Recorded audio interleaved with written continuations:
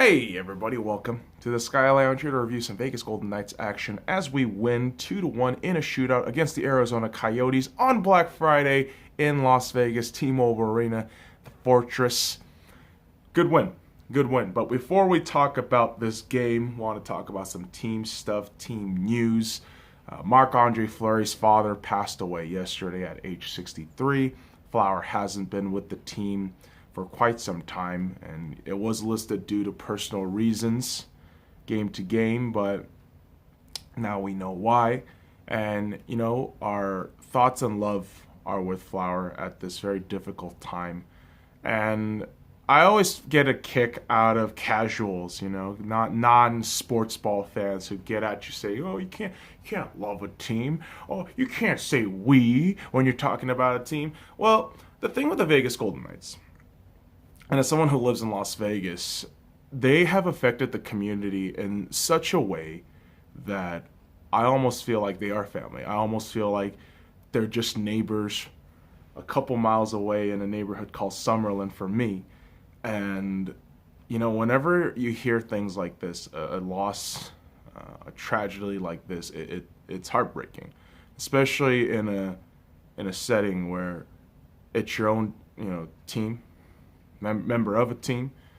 And as somebody who's lost their father last year, I completely understand the darkness that can, cloud over you, and how rough it can be to come into acceptance of death and things like that.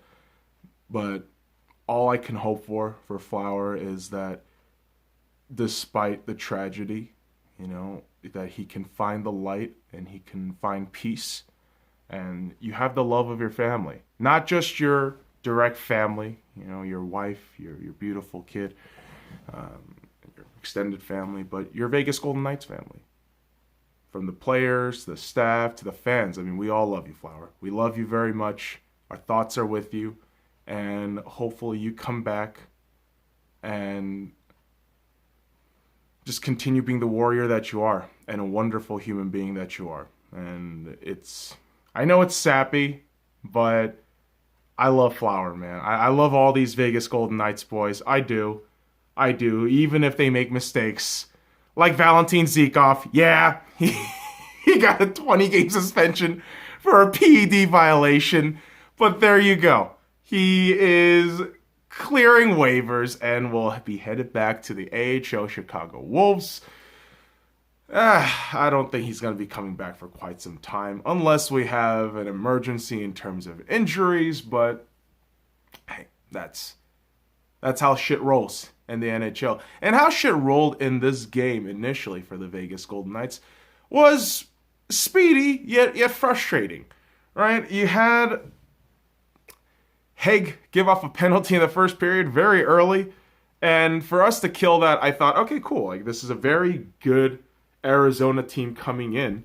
I mean, they're ahead of us on points in the Pacific Division. And as much as I shit on Arizona sports, I'm kind of glad they're on the come up, right?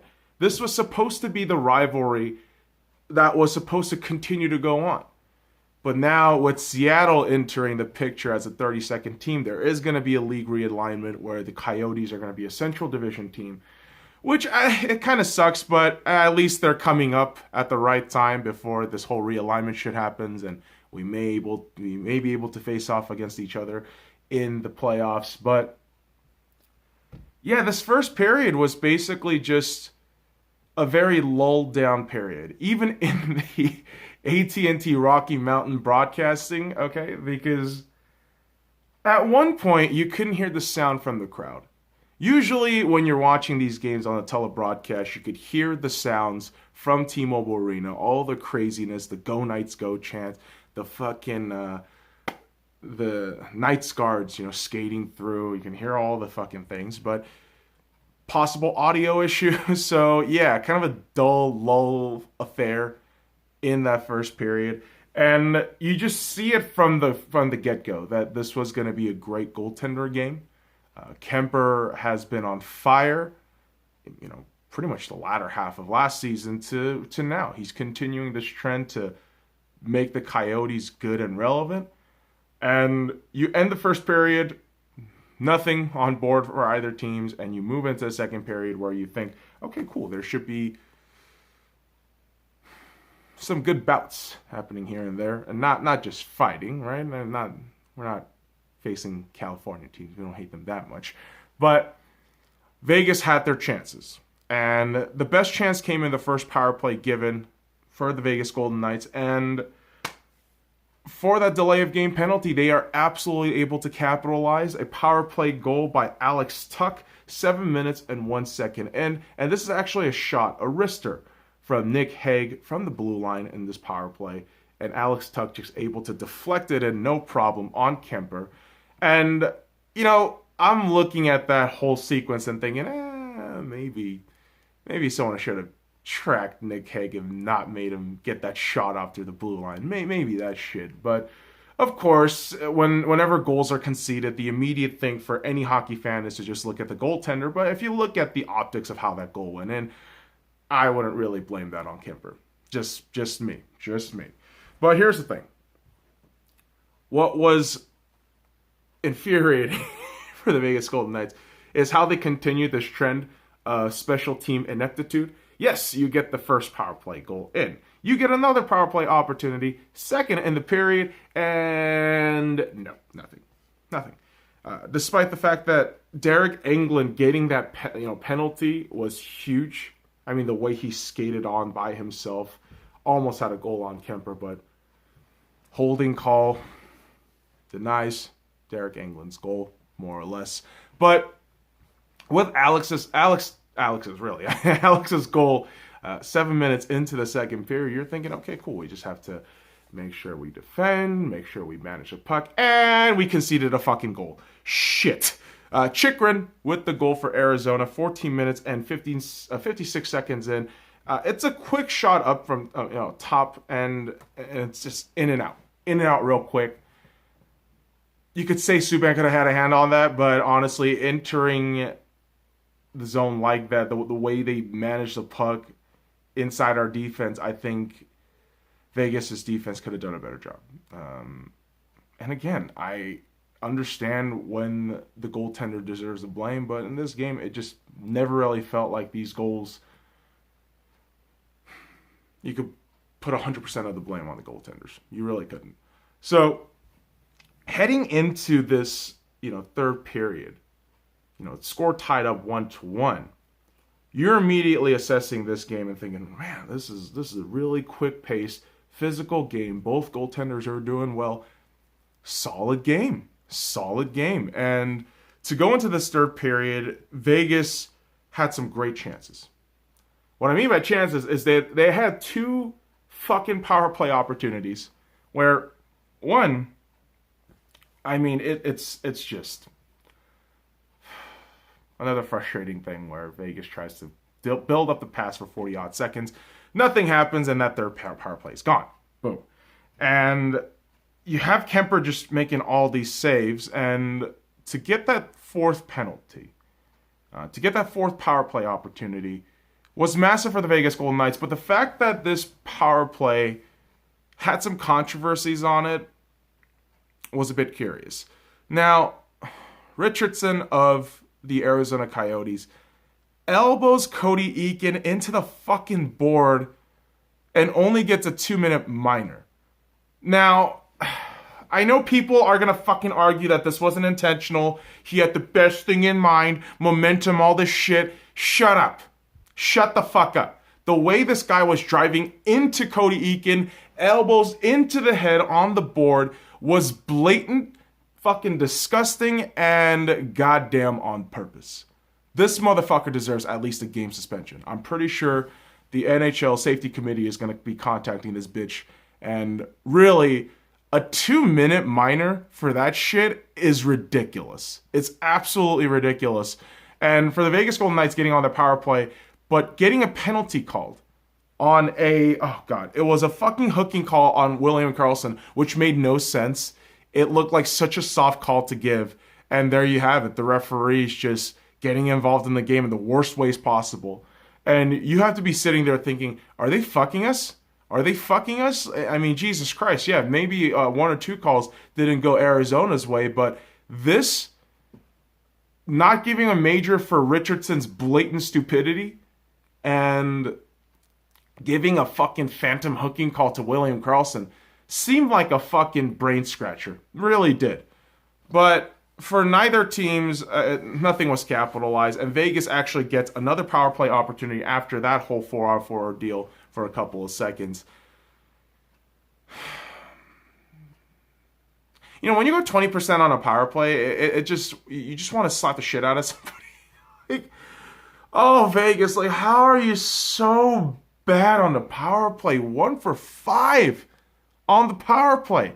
And that was the final power play opportunity given to the Vegas Golden Knights. So, yeah, not a great fucking look for Vegas. They could have absolutely ended that game in the third period, but they decided not to. They absolutely just figured, fuck it. We're just going to boop, boop, boop, boop, boop, boop, boop, pass the puck, pray to whatever hockey gods that we get a win, and in overtime, which I thought it was fair that both teams go into overtime, get points, despite Richardson's assholishness. I thought it was interesting that they both went into overtime with a lot of juice, with a lot of swag about both teams. And for Kemper and Subban to come up big in overtime, it's a testament to how great both of them were playing all game long.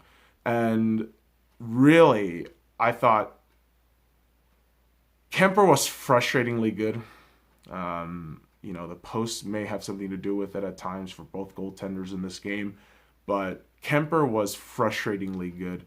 This is a guy who, if I'm not mistaken, he was in the LA Kings a couple years back, but last year gets moved on to the Arizona Coyotes, has a renaissance season, and continues to be more or less a starting caliber goaltender. And he continued to show his prowess, his fucking solid abilities to get the saves. And his heroics alongside Subban's, solidness or solidarity, whatever you want to fucking call it, leads this game into a shootout.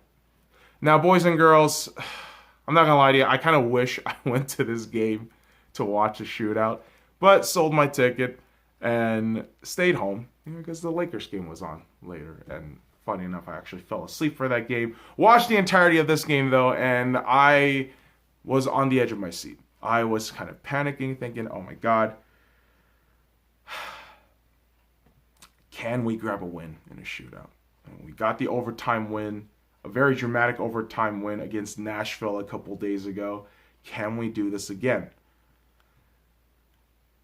Schmaltz steps up for the Arizona Coyotes, and Malcolm Subban just gets to save it. I mean, he does this for Schmaltz and Garland. And unfortunately for the third one, Dvorak, I cannot fucking remember how to pronounce his name. He's the only one who gets the goal, and the only person who has ever shot a goal in a shootout against Malcolm Subban. But that is a testament to how great Malcolm Subban is in these clutch situations. This dude with the athleticism, this man,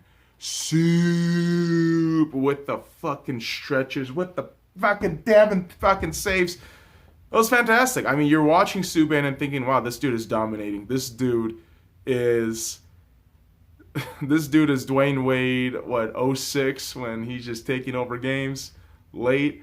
Shit, you feel good about Malcolm Subban doing well. Clutch performances like that, you get to see it. And if you witness it live, man, kudos to you guys, because you saw a fantastic athlete doing his job, proving to himself, not only himself, to the coach, that he is a reliable goaltender that can be counted on in these clutch situations. And speaking of clutch, you had our shooters for the Vegas Golden Knights in the order of Marchessault, Shea Theodore, and Alex Tuch.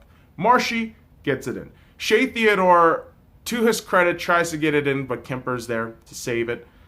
And Alex Tuch coming up so big, not only with the second period goal, but with the game-winning goal in a shootout, ends the game.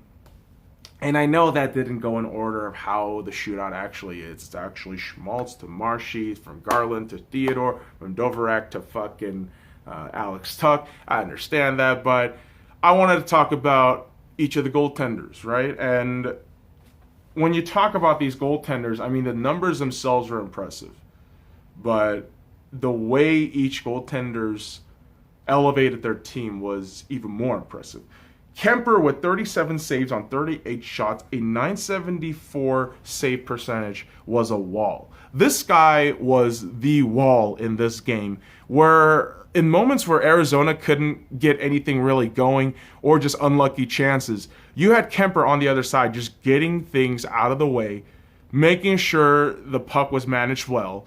And you figure, wow, this is the guy who's going to make the difference of the Coyotes making the playoffs and not making the playoffs. If Kemper is healthy, if he keeps this up, Arizona is definitely making the playoffs. And kudos to Arizona, because this is going to be a really fun team to head into the playoffs. Maybe a Phil Kessel hat trick at one point. We'll fucking see. But it's cool. It's cool that Arizona is on the up. And maybe when they get to the Central Division, they'll probably be smothered into last place because of how deep that division is. But for the time being, they are second. I believe they're second, yeah, in this Pacific Division.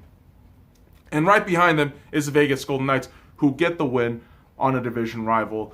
Great stuff to do that, even though you do concede the extra point to them. But hey, you got 2 points. That's solid. And to keep up that solidarity is Malcolm Subban. 35 saves on 36 shots, .972 save percentage. Listen, man. For Sub to step up the way he has been the last few games, it's been incredible. And even in the losses, I have been, I have been a very adamant, fan of Subban, saying, listen, this guy, he's doing everything he can. I mean, maybe 1 or 2 goals he concedes at a certain point. It may be his fault. But goaltenders aren't the only ones on the ice, right? That's a given. Sometimes the defense don't step up. But this game, everyone did their jobs. Everyone fucking showed out. And you know what? If we can continue this trend towards the positive, man, oh man, this is going to be just a rocking team. And yeah, like I said plenty of times, and I said this to friends and family alike, Vegas doesn't have a great November. Now, is that an excuse? No, certainly not. But to cap off the end of November with 2 wins, which is funny, right? They have the Vegas Golden Knights, the day before Thanksgiving and Black Friday, they win. They've not only done this year, but they've done it in 2017, 2018, and now 2019. So 3 years in a row where you have the before Thanksgiving game and Black Friday game, you win both of them, and maybe we're on a good trend. Because, again, November wasn't a great month, but for us to get those wins, huge, critical, whatever word you want to use. But 2 wins in a row. We're hoping that this trend continues and the Vegas Golden Knights can carry the momentum forward, because they are going on the road for a couple of games now. We won't be seeing them at the Fortress for quite some time. I believe the next home game is against the New York Rangers next Sunday, but I won't be there. I will probably be there for the Chicago Blackhawks game on December 10th, on Tuesday or Wednesday. I completely forget. I believe should be Tuesday, but it doesn't matter.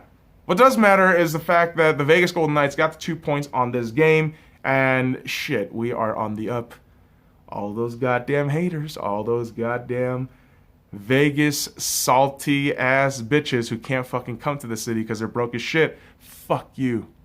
We're coming. Coming all over your fucking face, motherfuckers. So, boys and girls, follow me at the Sky Lounge and all the links in the description below. Like, comment, subscribe for more daily content.